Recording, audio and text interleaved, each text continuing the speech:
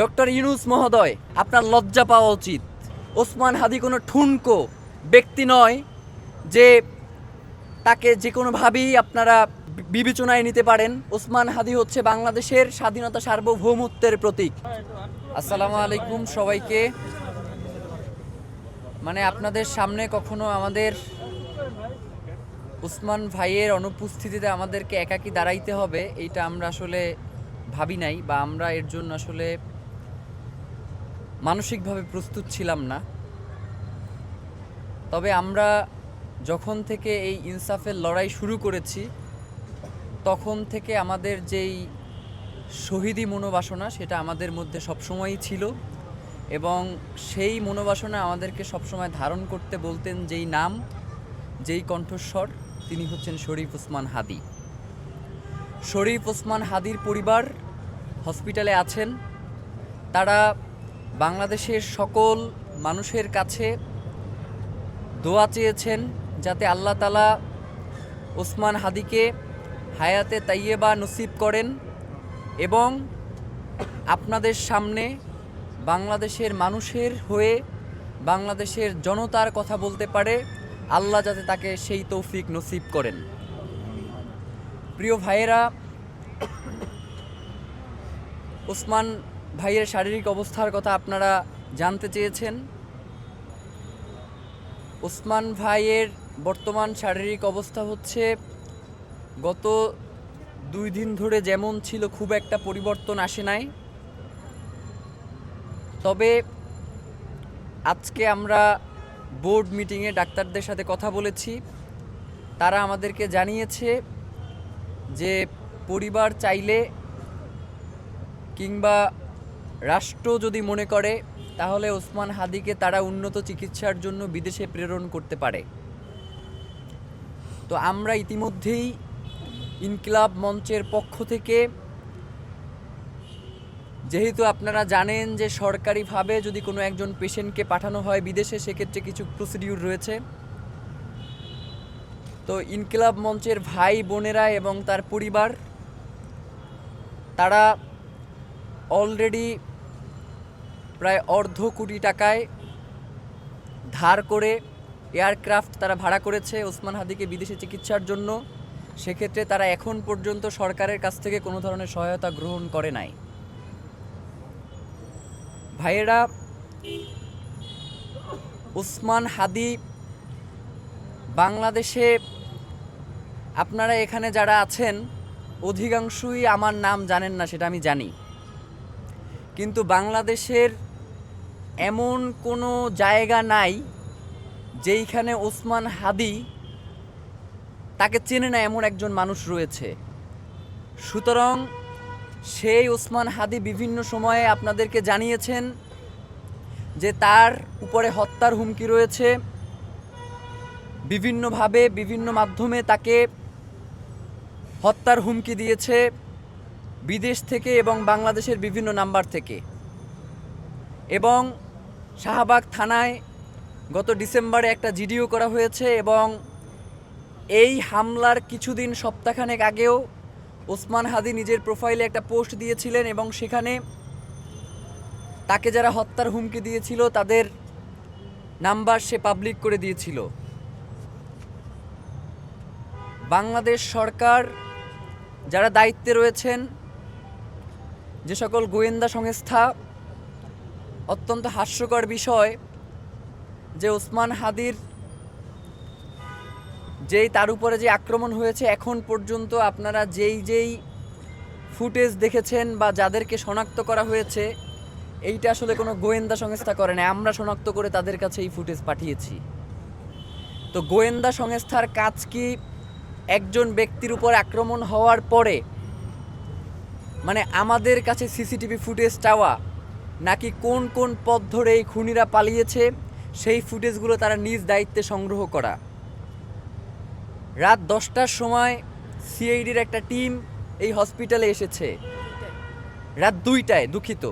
তো রাত 2টায় ঘটনা হচ্ছে দুপুর 2টার, আর তারা এসেছে রাত 2টায়।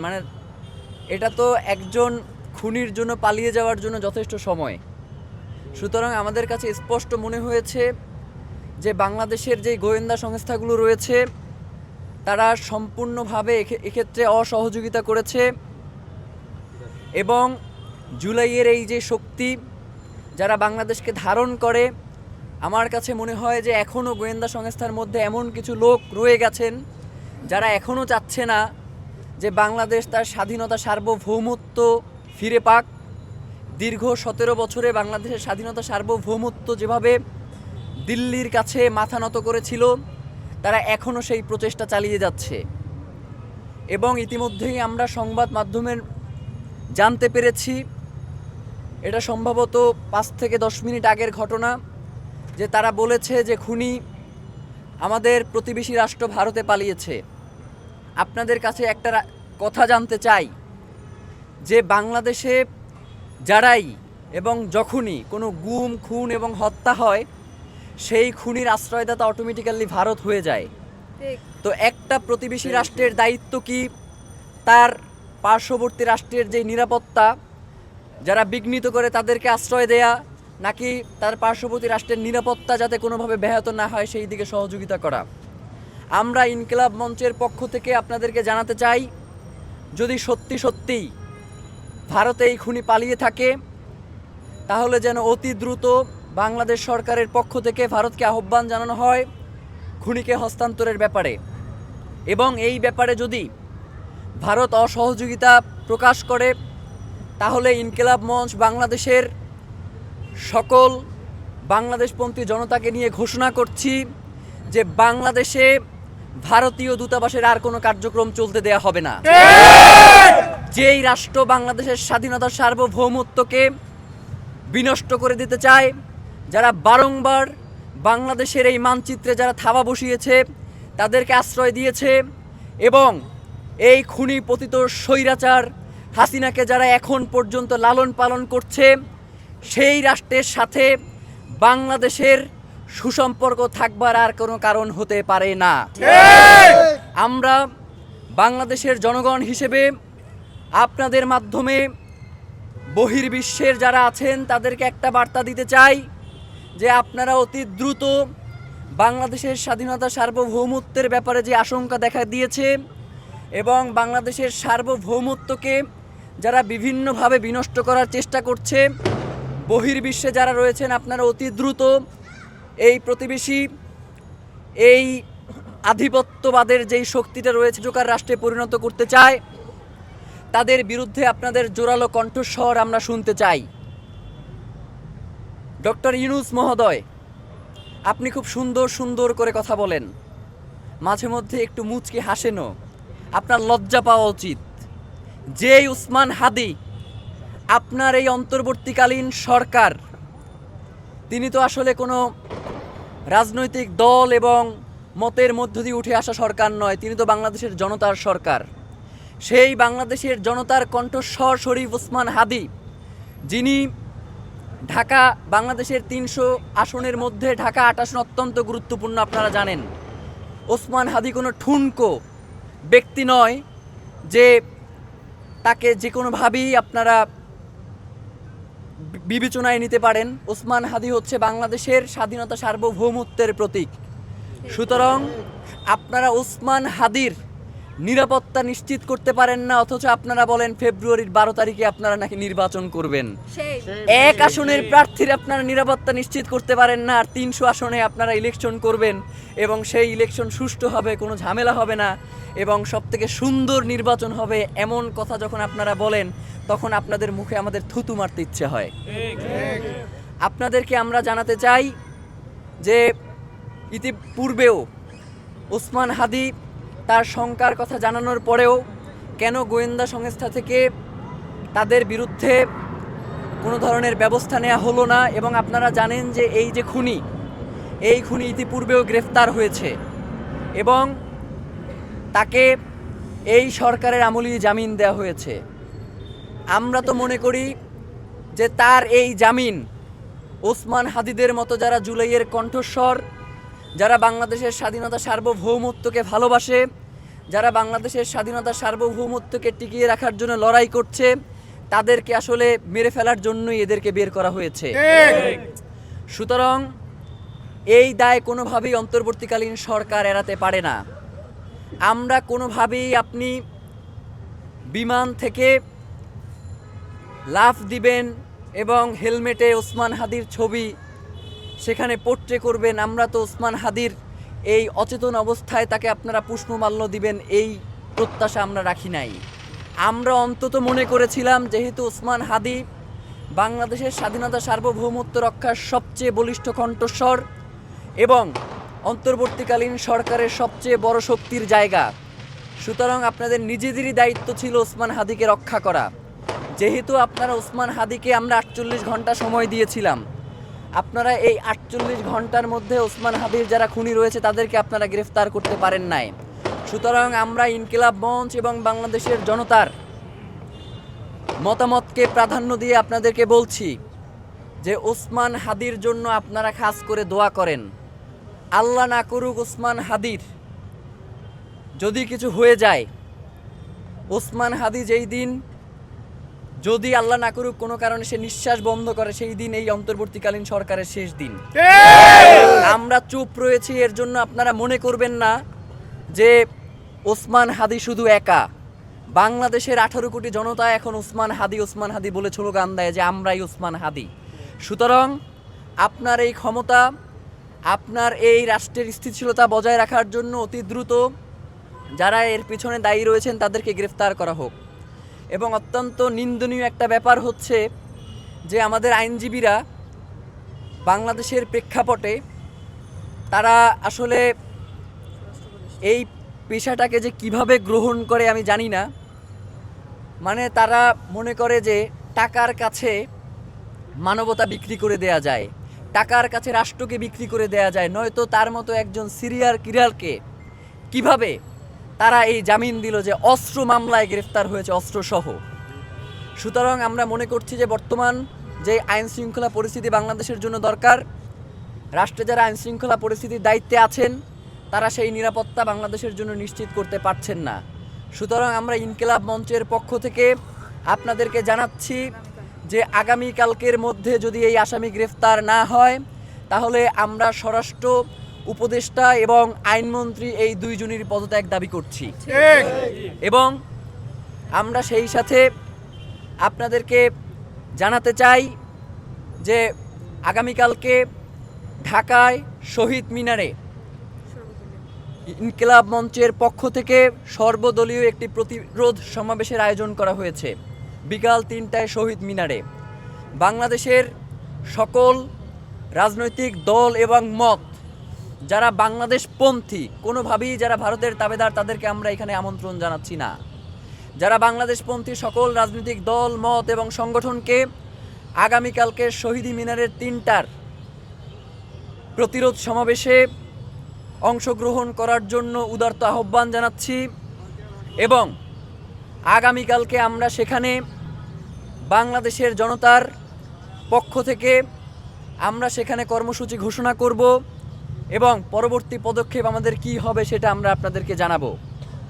আমরা অত্যন্ত আশঙ্কা বোধ করছি যে আগামী নির্বাচনকে কেন্দ্র করে বাংলাদেশকে অস্থিতিশীল করবার জন্য একটা চক্র উঠে পড়ে লেগেছে। আপনারা জানেন যে ওসমান হাদি তার গুলিবিদ্ধ হওয়ার ঘটনায় পুরো বাংলাদেশে বিক্ষোভ মিছিল হয়েছে এবং উত্তরার একটা বিক্ষোভ মিছিলে 2 জন ফিরে যাওয়ার সময় তাকে আওয়ামী লীগের যারা রয়েছেন তারা তাদেরকে আহত করেছেন, এলোপাতাড়ি তাদেরকে কুপিয়েছেন।